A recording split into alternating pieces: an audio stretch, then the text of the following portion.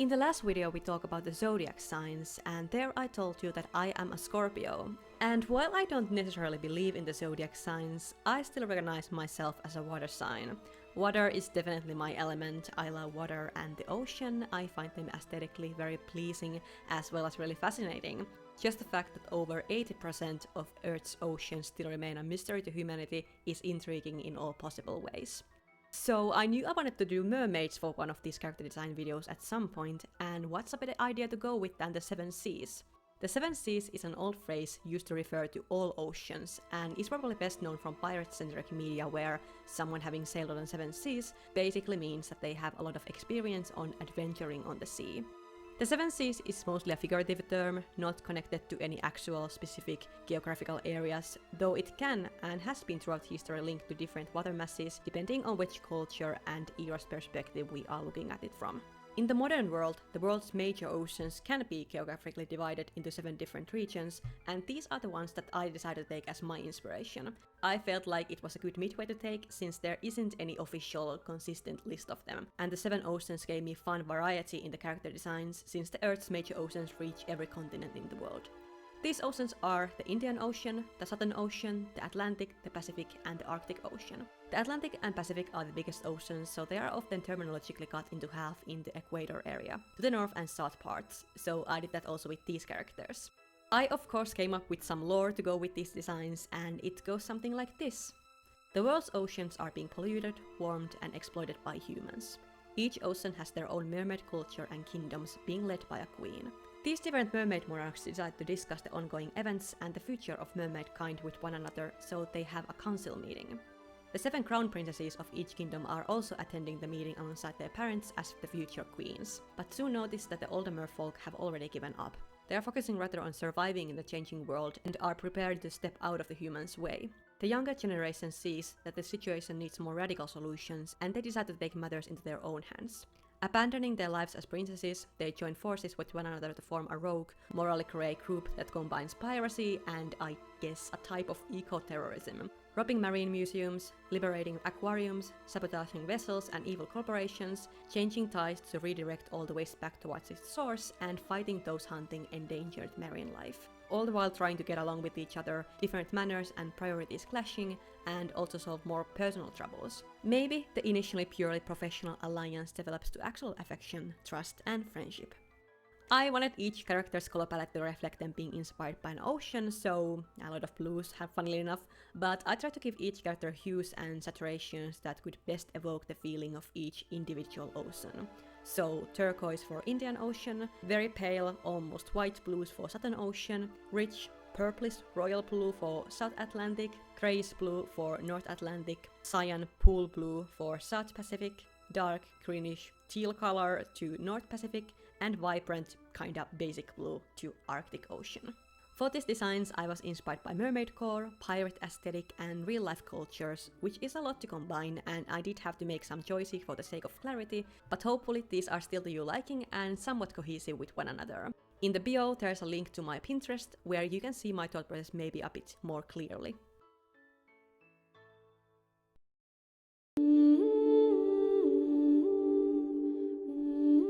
First up we have the Indian Ocean, which is the 3rd largest ocean after the Pacific and the Atlantic. The Indian Ocean is bordered by Asia, Africa, Australia, and the Southern Ocean, and is named after India, which has the most significance in the ocean's history. It is overall historically a very prominent ocean, since it has, and still is, connecting the most crucial and oldest ever maritime trading routes, making it a central place for global trade and cultures connecting. The Indian Ocean is mostly a tropical ocean and a hotspot for marine biodiversity, hosting significant portions of the world's mangrove forests and coral reefs, and being a home for a wide scale of different species. It is the warmest of all of the major oceans and is influenced by the strongest monsoon winds in the whole world, which cause life-saving rains and even floods during the otherwise burning hot summers. The Indian Ocean and its ecosystem are threatened by, to name a few, overfishing, pollution by marine traffic, and climate change. The ocean is getting even warmer little by little, which leads to corals bleaching and to a loss of plankton, basically unique and important habitats dying. The Indian Ocean is not a remarkable hotspot for earthquakes, at least compared to some of the other oceans, but one of the deadliest natural disasters in recorded history, the 24 earthquake and tsunami, took place there. Other interesting facts about the ocean include the mysterious, still unsolved disappearance of Malaysia Airlines flight in 2014 and North Sentinel Island, home to the most isolated people in the world. I aim to give these characters names that both imply the cultures bordering each ocean as well as are somehow tied to water/ocean. So for example, in Sanskrit, Mira means ocean, and so I named my Indian Ocean character Nirvana, and she ended up being kind of the main character of the story around this time's character group. Mirana has been preparing to become the queen of her ocean her whole life. She's very responsible, mature, well-educated, and has true interest in politics and strategies.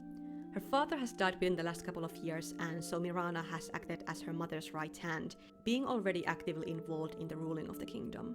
While the mermaid society is a matriarchy, so a widow queen ruling the ocean isn't seen as a bad thing, her mother is still planning to step down early and hand the crown over to Mirana, since she is both competent and willing for the role of the queen, and also has a fiancé with whom they can ensure the thriving of their kingdom.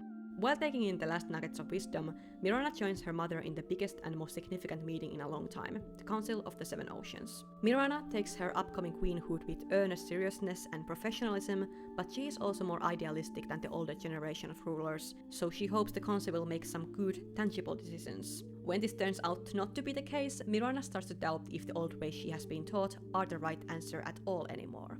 The piracy thing is initially her idea, and other princesses agree. For Mirana, it's not that much about just hating humans, her approach is more matter of fact, and she's only doing what is needed.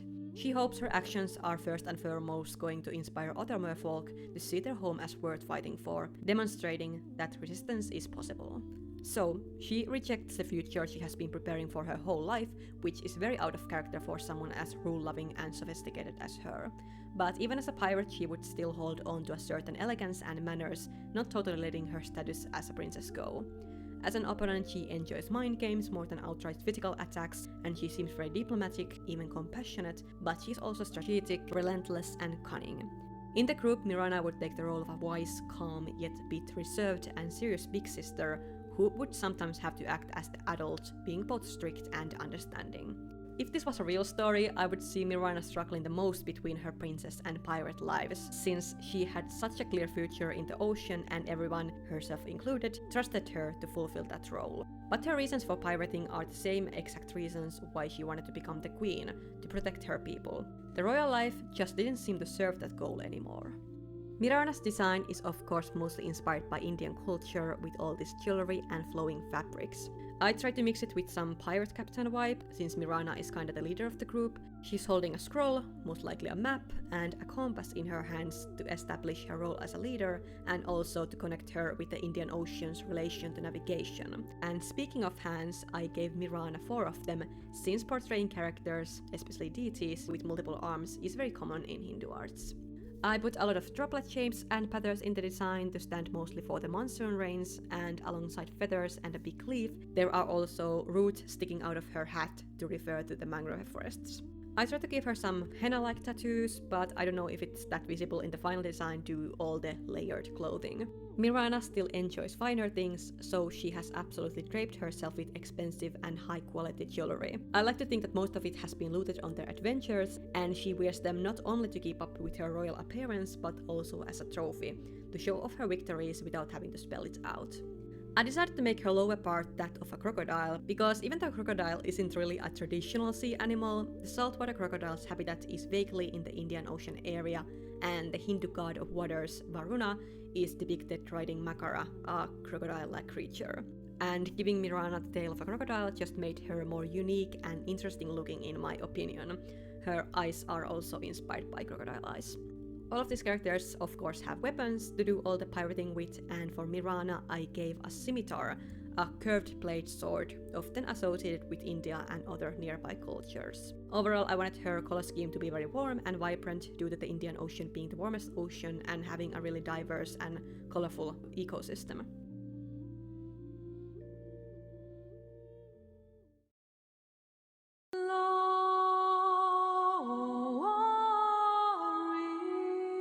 The Southern, or the Antarctic Ocean, takes place around the southernmost continent, Antarctica, having formed when Antarctica and South America separated from one another. The Southern Ocean has a unique climate and ecosystem. Icebergs are a year-round phenomenon, and on the land there are no plants, trees, or terrestrial animals, just icy desert. Though being so distinct from the other surrounding waters, the Southern Ocean wasn't recognized as a real ocean until 2021. The ocean's name was voted on and was officially named as the Southern Ocean, though it can also be referred to as the Antarctic Ocean. Antarctica is the coldest and windiest continent of the planet, and it holds 70% of Earth's freshwater. It is the only continent that has been actually discovered, since it doesn't have any native people. It is a bit unclear who exactly was the first one to do this, but Roald Amundsen with his team were the first ones to reach the South Pole. Nowadays the continent is still the least populated one, being home only to research stations. Due to this, the continent and its ocean are kinda seen as no man's land, and therefore everybody's land. Most notable threat to the Southern Ocean is of course climate change. If the Antarctic ice melts, the global sea levels could rise over 50 meters. The cold water steadily warming up also harms the local marine life that is relying on the cooler climate. Due to being so remote and undisturbed compared to the other oceans, the Southern Ocean is the cleanest and most oxygen-rich one, which makes it very productive and therefore easily exploitable. Though being global commons, the Antarctic is however also protected by various treaties and protected areas to prevent waste, military activities, permanent settlements, and resource exploitation, dedicated mainly to scientific research. The Southern Ocean character's name is Aurora due to auroras, a light phenomenon occurring near the south and north poles of the planet Earth. Aurora's people have long kept to themselves due to their remote location. They have been least affected by humans, so unlike with the other oceans, their culture has not really been influenced by humanity, making the southern mermaids different and even weird-seeming to the other merfolk. Therefore, the southern mermaids have also seen humanity's impact on their ocean as a distant problem, until lately climate change has started to affect their home too, and so they take part in the Mermaid Council, which is kinda an indication itself that things are really getting serious. Aurora is a bit of an odd one out in the princess group. Outwardly, she seems quite intimidating with her size and silent, inexpressive demeanor, but I think in reality she would be quite well-meaning, or at least she wouldn't understand the concept of being mean or not liking someone. She has lived her whole life isolated, so she's curious about everything new, but in a casual, nonchalant way. Not making a big deal of things, but not hesitating to try out new things, even when she maybe should. She's primitive, eccentric, and unpredictable, but would eventually find her place in the group.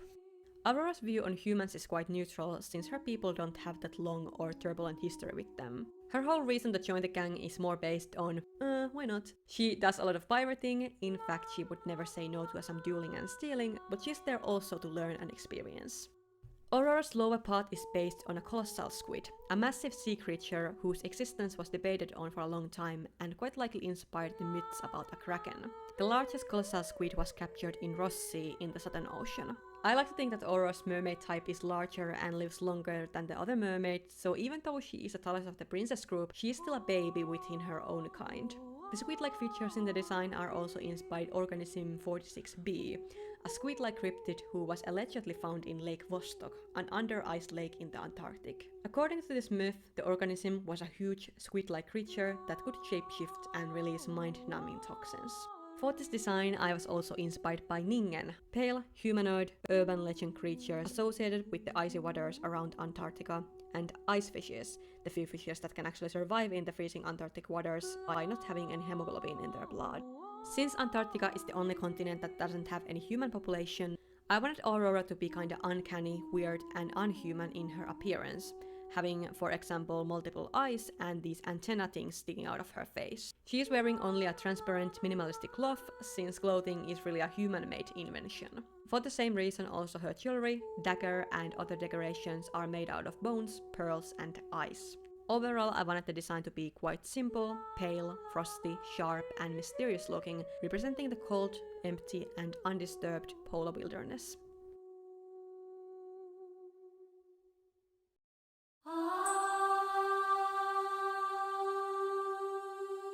The Atlantic Ocean is the second largest of the Earth's major oceans. It was formed when the Americas, Eurasia and Africa separated, and so the ocean is still growing due to the tectonic plates being always on the move. There's an underwater mountain range in the middle of the ocean that has formed for the same reasons.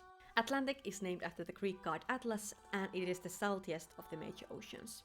South Atlantic is the southern part of the Atlantic Ocean, go figure, taking place between eastern part of South America and Southwest Africa. It has a really diverse climate and ecosystem, ranging from tropical to icy, though still on average being warmer than its northern counterpart.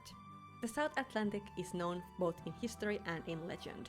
It was unfortunately a central scene for the transatlantic slave trade, when millions of Africans were transported to the Americas against their will, changing substantially the cultures on both sides of the ocean.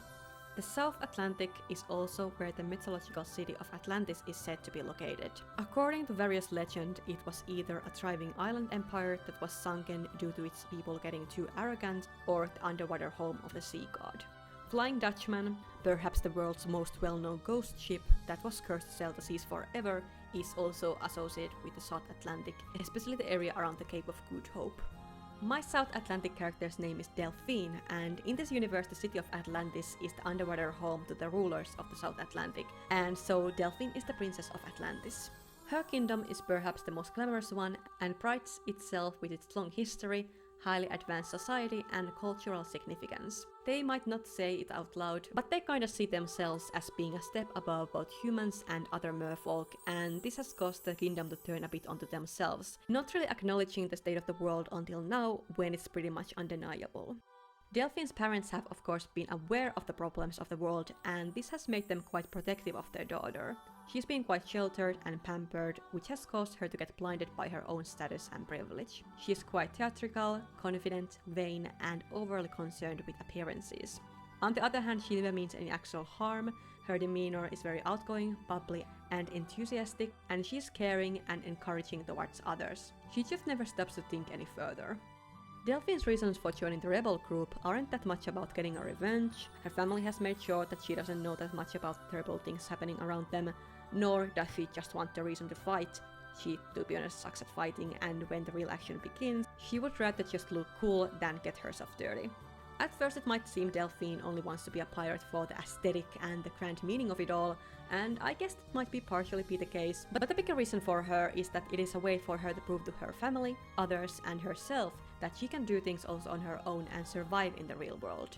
I don't think she would get like unbelievably talented at fighting, nor totally shed her princessy personality at any point during this non-existing story, but I think a good character growth for her would be discovering new sides to herself and getting to experience more things. In the group dynamic, she would be having very different priorities than the rest, and her squeamishness would provide opportunities for the others to show their patience or lack thereof. Delphine is the most traditionally mermaid-like out of all of these characters, and I of course gave her a tail of a dolphin because I just thought that would be cute. I wanted her to be the most princessy out of all of these characters, implying that she is still very mentally tied to her princesshood and doesn't think very practically. Otherwise, I struggled quite a lot with the direction I wanted to take this design. I wanted it to represent the Atlantis and mermaid core at its finest, since that's the culture Delphine in stories from, but also African and South America, since those are the real cultures on either side of the ocean. And then I of course wanted the design to have even a tiny hint to pirate clothes. I desperately tried to fit all of these themes in the design, and I'm still not sure if it totally worked out, but this is what I ended up with. I designed the shape of her upper body garment to resemble a pirate kind of shirt, but made it more mermaid-like with the seashells, and gave it ruffle and patterns that hopefully would evoke the feeling of this colorful and decorative clothing of Africa and South America cultures. Her hair is adorned with seashells and beads, and I based her jewelry on pictures of African women and their jewelry. I gave Delphine, I guess, a pet snake to refer to Mummy Wata, who is a West and Central African mermaid-like water spirit, often depicted holding a snake. Other prominent West African female water deity inspiring me is Yemoja, who is the goddess of the sea and fertility, and migrated alongside enslaved Africans to South America too, becoming a prominent deity in Afro-Brazilian religions. As her weapon, Delphine has a golden trident, which in many mythologies is depicted as the symbol of the sea god. I like to think that trident is, the trident, that is her mother's symbol of power and which she uses to control the ocean. It's a very powerful weapon and has magical abilities, and Delphine has maybe taken it without her mother's permission, because, well, she has to have some kind of weapon, and why should she have anything less than the best weapon in the whole kingdom? And, well, her mother clearly wasn't using it anyway. That's the whole reason why they even are on this adventure.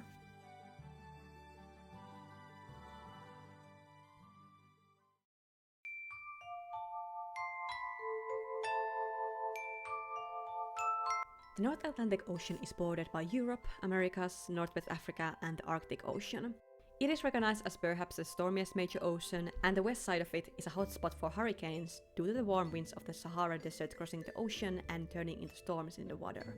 The North Atlantic area belongs mostly to the temperate climate, so it has quite distinct seasons, but also a lot of variation within. While the northern part has sea ice during winters, closer to the equator it can be quite tropical. The Gulf Stream current originating from the Gulf of Mexico flows to Europe, making southern Europe a lot warmer than the other places on the same latitude, for example Canada. The North Atlantic has had a crucial role in many historical events and in the globalization of the world. Vikings were said to be the first ones to cross the ocean, and later European Christopher Columbus sailed across it and arrived in America, starting colonization of the continent. The history's most infamous maritime disaster, the sinking of the RMS Titanic in 1912, took place in the North Atlantic Ocean, and the Bermuda Triangle, a triangle-shaped area in the west part of the ocean, is heavily associated with different conspiracy theories due to many ships and aircrafts going missing inside it.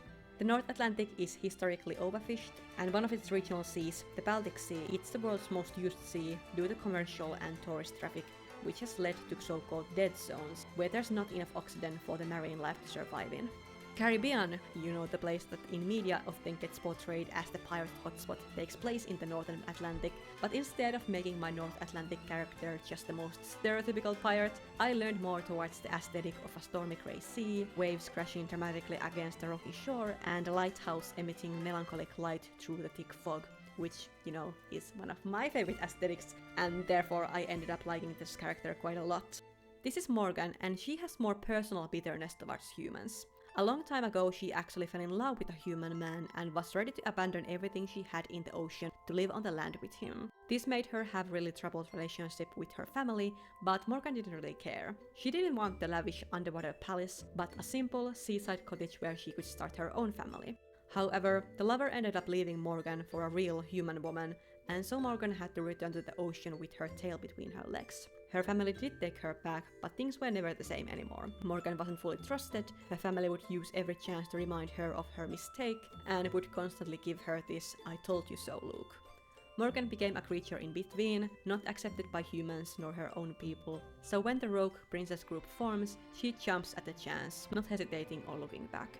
Before her heart got broken, she probably was quite naive, romanticizing life and having hyperfixation on the surface world. Nowadays, she however is more gloomy, cynical, private and blunt, hardened by her optimism letting her down. She might even have a death wish, making her a little bit too uncaring for her own safety. She acts very indifferently towards the others and the cause, but deep down she is the one most desperate for the group. Not really for the goals of it, but for the connection and feel of belonging. Unlike the others, she doesn't have anywhere to return to, and little by little the girls start to become her new family, and she would do anything for any of them. Morgan is an important member of the group since she, whether she likes it or not, knows more about humans and their ways than anyone else. So she's also to give them information and instructions on their missions that would otherwise be impossible for merfolk to know.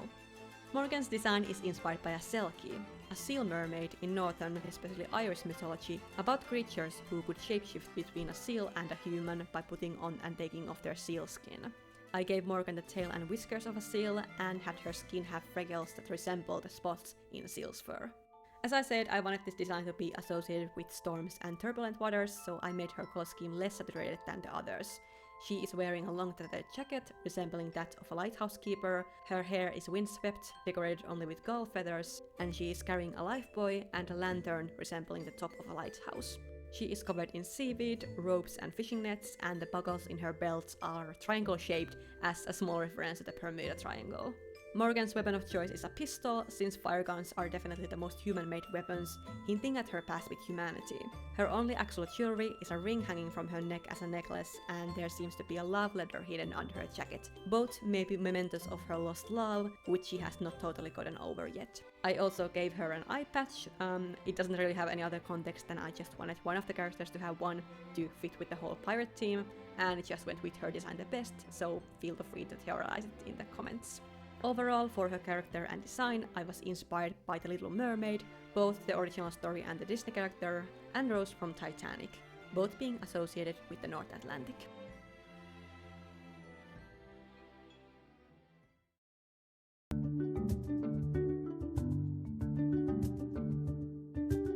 The Pacific Ocean is the biggest and deepest ocean in the world, covering 1/3 of the surface of the entire planet.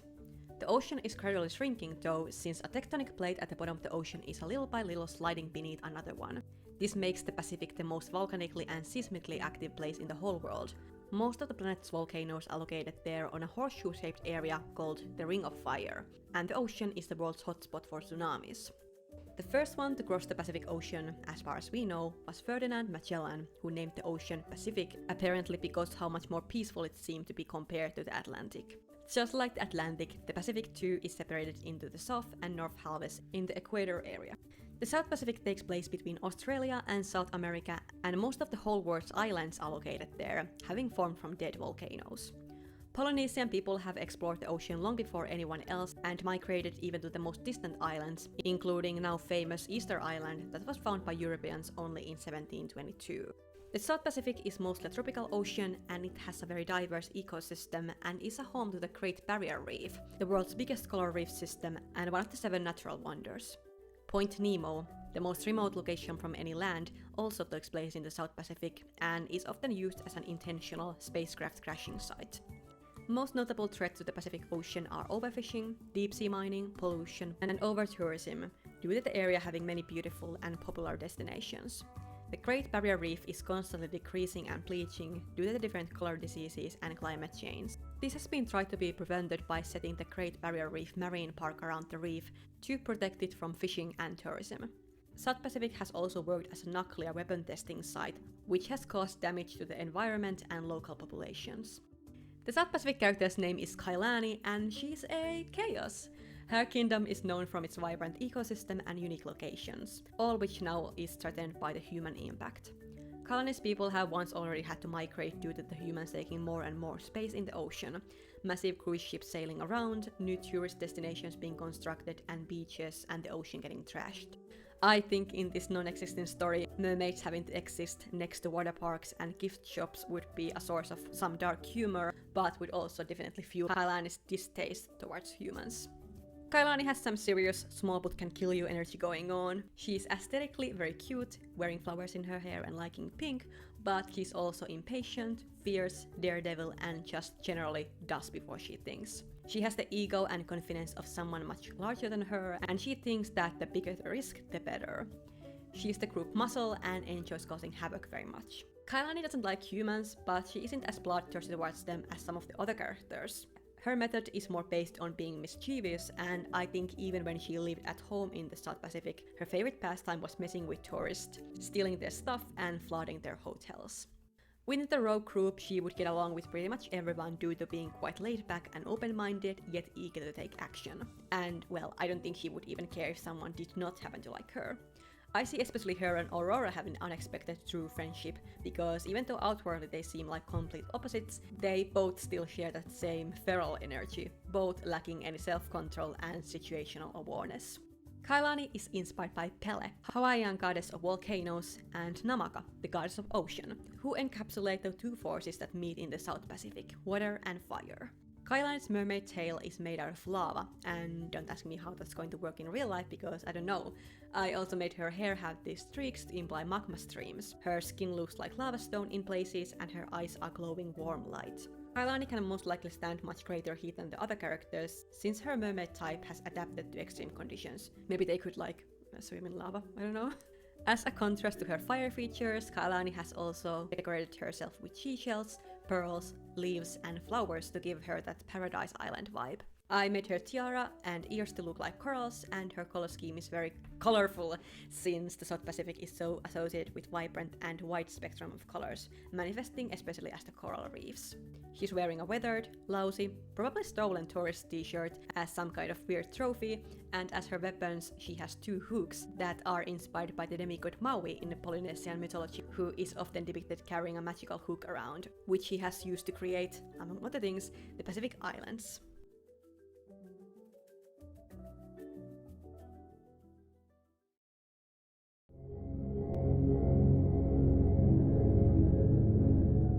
The northern part of the Pacific Ocean is located between Asia, Russia, and North America. North Pacific contains the Earth's deepest known point, Challenger Deep in the Mariana Trench near Philippines. It is about 2 kilometers deeper than Mount Everest is tall, and speaking of Mount Everest, the planet's actual, technically tallest mountain, an inactive volcano called Mauna Kea, is located in Hawaii, so also in the North Pacific. It just happens to be mostly underwater, so it's not as well known as Everest. Creatures living at the bottom of the Mariana Trench and at similar depths have adapted to the extreme pressure, temperature, and darkness that are impossible for humans to survive in, which makes the deep sea life still a big yet interesting mystery for humanity.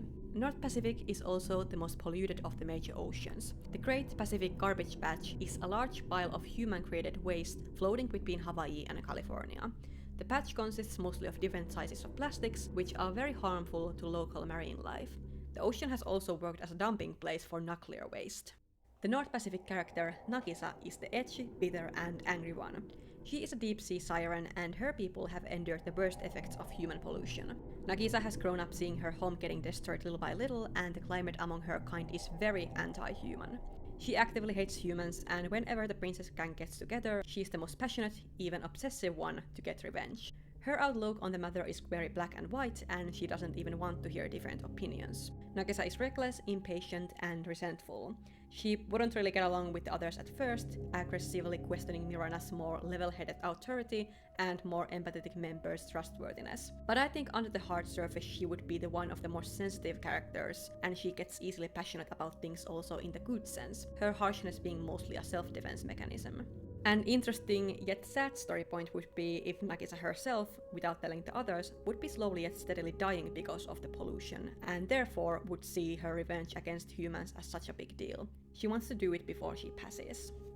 Nagisa's design is inspired by different deep-sea creatures, since I really wanted one of the characters to have that kind of aesthetic, and the North Pacific was kind of the perfect fit due to the world's deepest point being located there. I wasn't inspired by any specific creature, which works I guess, since we can't really be sure what even is down there. It is also a happy accident that her lower eel-like part is kinda reminiscent of a Chinese dragon, so in the end I also gave her the horns of one. I made bioluminescence a theme in Nagisa's design because that is a common phenomenon in deep-sea organisms, and it also works as a hint towards the fact that the North Pacific isn't only plagued by physical pollution, but also by light pollution due to the megacities on the shores of the ocean. Otherwise, I made the design quite dark and murky in color. At first, I thought about giving Nagisa a katana as a weapon, to link her more strongly to the Asian cultures bordering the North Pacific. But I think character-wise making her a Retiarius was a better choice. A Retiarius is a gladiator who fights with a spear-like weapon and a net, which is thrown on the opponent to entangle them. I thought giving Nagisa these kinds of weapons would be a dark reference to how humans use nets to capture sea animals, either on purpose when fishing or via trashing the ocean, and I think Nagisa would definitely agree. I also thought it would be interesting if Nagisa had some electricity manipulation powers, since the North Pacific takes place around very technologically advanced countries, and one of my initial ideas was to base Nagisa's design on an electric eel, even though they don't even live in the North Pacific. She would turn electricity against humans, for example conducting electricity to her harpoon and making technology dysfunction on their pirate missions. Nagisa would definitely do a lot of problematic stuff in the name of vengeance, not only killing humans with her powers but also straight up torturing them, which would cause moral turmoil within the group. I wanted Nagisa's looks to reflect the state of her ocean, so she has scars, tears and stains on her skin, and oily and messy hair. I'm not sure if you can tell, but what I tried to do with her makeup was to make it this rainbow colored, you know, what spilled oil looks like. I didn't make it too obvious since it would have maybe stuck out of the color scheme too much, but it is there.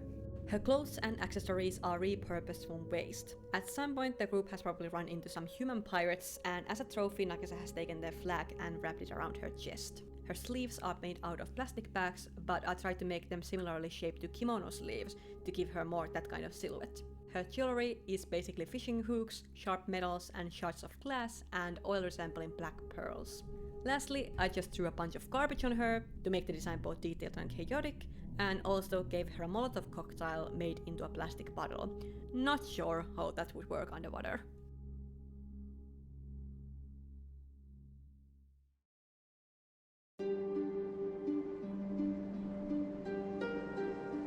Lastly is the Arctic Ocean.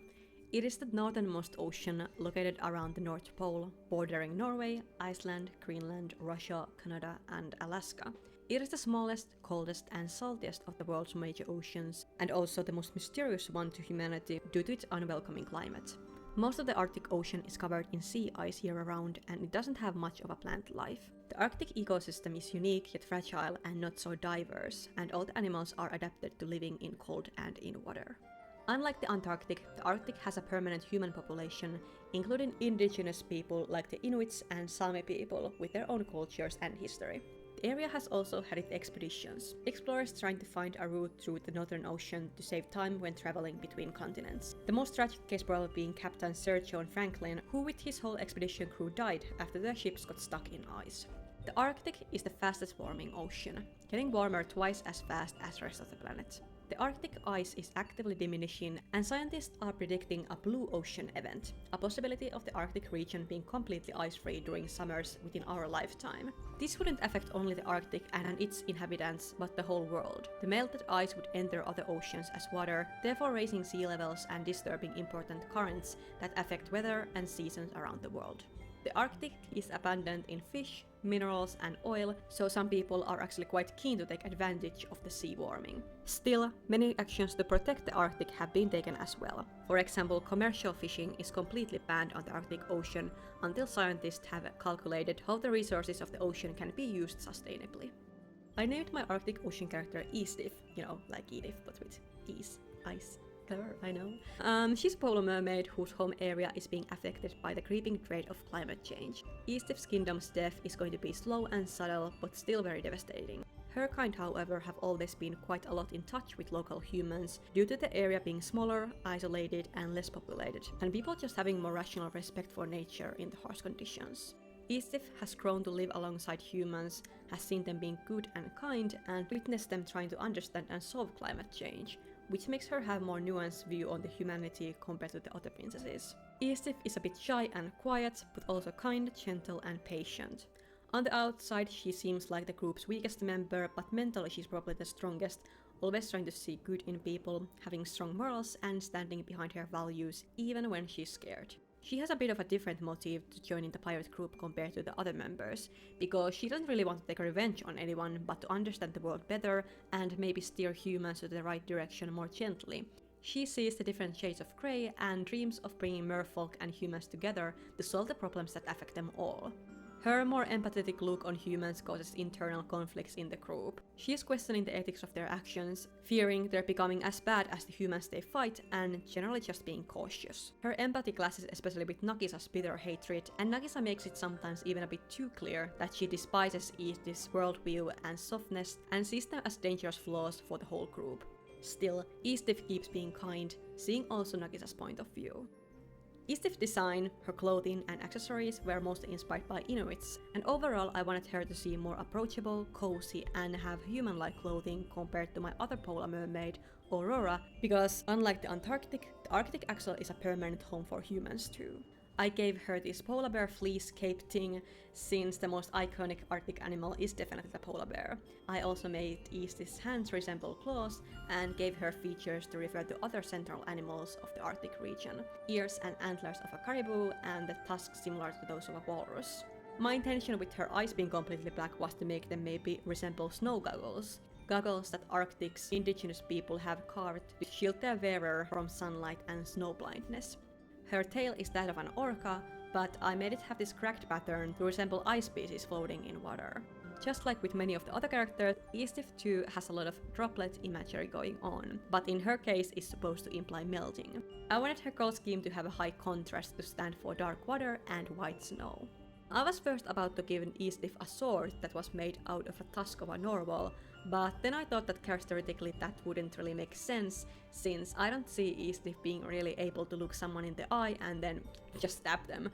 She strikes me more as a long-range fighter, and so a bow and arrows was just a better choice. Yet I still kept the narwhal tusk look. The fletching in the arrows is supposed to be puffin feathers. She also has an ice hook and a rope hanging from her belt, which she could use to grab onto things.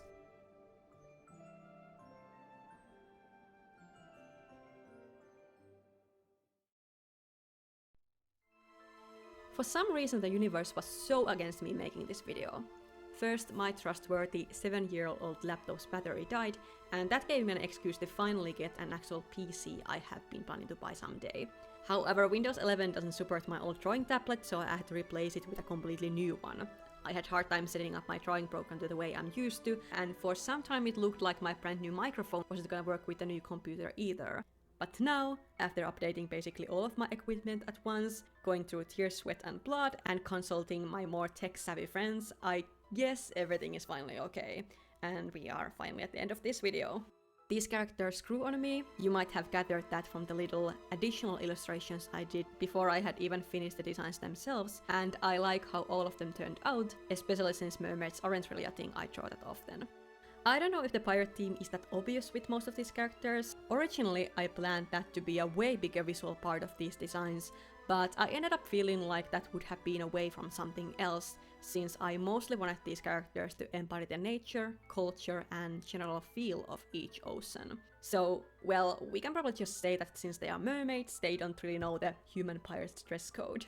While watching the speed paint, you might have noticed that in my initial sketches I had given all of the characters bird companions because, you know, birds and pirates. But in the end I wasn't really feeling it, especially since pirates didn't end up being that central part of the visual designs, and so I left them out.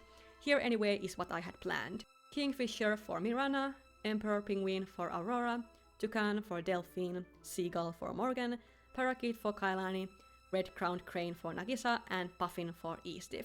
Hopefully the birds being missing didn't totally ruin this video for you and you still enjoyed it. My main jam is making characters that have interesting dynamics between each other, so you'll be seeing those in the forms of some alignment charts on the screen. So recycle your plastics, shop sustainably, and I'll see you in the next one.